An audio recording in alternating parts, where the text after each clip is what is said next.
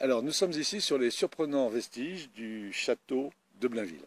En fait, je devrais dire des châteaux de Blainville, puisque les recherches menées depuis 1967 nous ont permis d'apprendre que tout commence au XIe siècle, à l'époque de Guillaume le Conquérant, où est érigée une motte castrale. Cette motte était surmontée de murs et d'une tour en bois, et par la suite, au XIIe et au XIIIe siècle, sont apparus les premiers ouvrages de pierre. Un logis seigneurial, une puissante maison carrée, et d'autres éléments de rempart sont alors apparus. Au XIVe siècle, le besoin de construire des tours plus puissantes amène à des tours hexagonales, sûrement construites dans la deuxième moitié du XIVe avec l'émergence des armes à feu. Le château du XIVe se trouve en très mauvais état dans les années 1436, quand les Anglais quittent la belle province de Normandie pour rejoindre leur pays natal à la fin de la guerre de Cent Ans.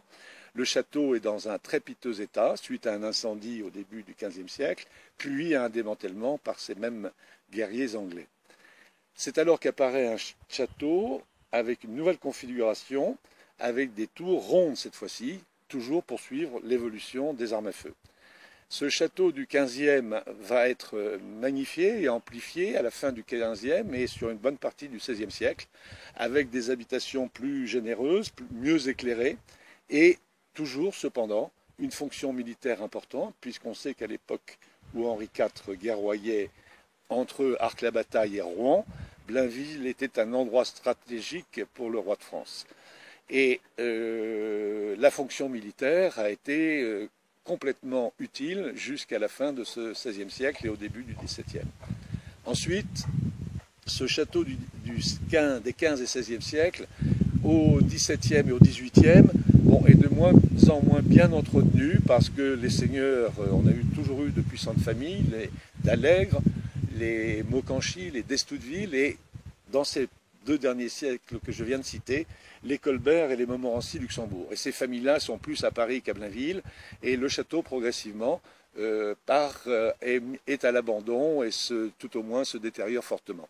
Juste avant la Révolution, un Colbert récupère les biens de ses cousines Montmorency-Luxembourg, fait faire un devis pour la rénovation du château des XV et XVIe siècles, mais effrayé par son montant, il décide, lui, juste avant la Révolution, de détruire les étages supérieurs de cet ancien château pour construire une nouvelle résidence.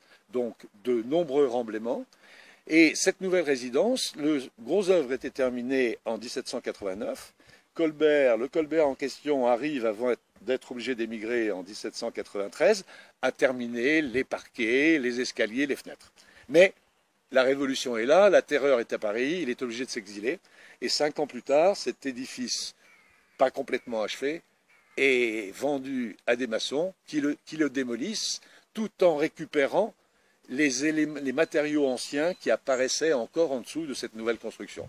Une nouvelle couche de remblaiement, et tout ceci fait que, en 1967, tout était enseveli et il a fallu des décennies d'efforts pour que ces ruines retrouvent une nouvelle vie, parce qu'elles sont maintenant protégées, elles sont mises en valeur, mais aussi parce qu'on leur a trouvé, l'équipe de bénévoles qui œuvre depuis 1967, a trouvé de nouvelles fonctions à ce site, et parmi d'autres animations, la plus spectaculaire, l'archéojazz. Le visiteur, lorsqu'il arrive sur ce site, est un peu surpris parce qu'il faut s'approcher des fossés pour découvrir les vestiges. Et la première réaction est de dire, mais qu'est-ce que c'est ce tas de terre qui est en plein milieu, etc. C'est la mode du XIe siècle. Quand on s'approche et quand on pénètre dans le château proprement dit, en fait, il nous reste 2 étages des tours et 2 étages des parties basses du château. Et le dernier, le plus bas de ces étages, est parfaitement conservé. Donc il y a un choc énorme. On se retrouve dans des salles du XIV ou du XVe siècle, et notamment aussi un grand escalier du XIVe siècle qui dessert d'imposants celliers en plein milieu de la motte à 8 mètres de profondeur. Ce sont des moments spectaculaires. C'est magique parce qu'on se dit on arrive sur un site où il n'y a rien, et en fait on est devant des vestiges du passé qui sont pleins d'âme et plein de poésie.